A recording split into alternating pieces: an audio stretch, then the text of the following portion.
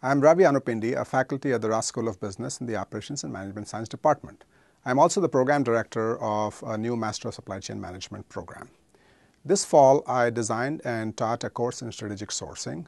The objective of this course was to develop an in-depth understanding of critical issues in sourcing from topics like sourcing process, cost modeling, supplier selection decisions, supplier performance measurement and management decisions, risk management, as well as corporate responsibility.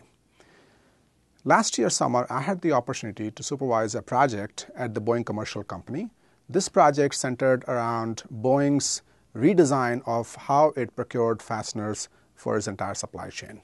Non-availability of fasteners had become a critical risk for Boeing. In fact, production of planes were being delayed because of shortage of fasteners across its supply chain. Boeing was attempting to completely overhaul how it procured fasteners, not only for itself, but for the entire global supply chain. In Boeing's initiative, I saw an interesting example of how a large company goes about design and implementation of a sourcing strategy, even for a low-value part, but highly critical for its supply chain. The main teaching objectives of this case are as follows.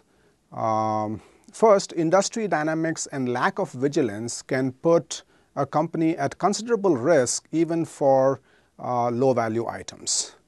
Second, the case offers an opportunity for the students to really develop an in-depth understanding of how to design and implement a sourcing strategy for components across a global supply chain.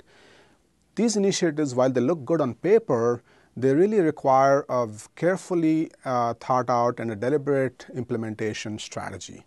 The case allows the students to understand the critical challenges in the design and implementation of such a program and come up with their own implementation plan. Finally, at a higher level, the case allows the discussion of how an OEM in general should think about sourcing of components, not only for itself, but for its partners in the supply chain. On the one hand, an OEM could leave the suppliers to source their own components. On the other hand, the OEM could take control of sourcing of components for the entire supply chain. When should an OEM do the latter strategy, and how far back in the supply chain should it reach are important value chain design questions. The case allows students to discuss these aspects. In fact, similar strategies have been designed and implemented in other industries, and the case provides a backdrop for a comparative assessment of such sourcing strategy.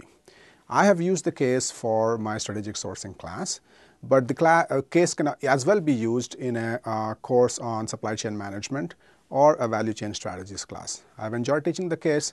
I hope you do too.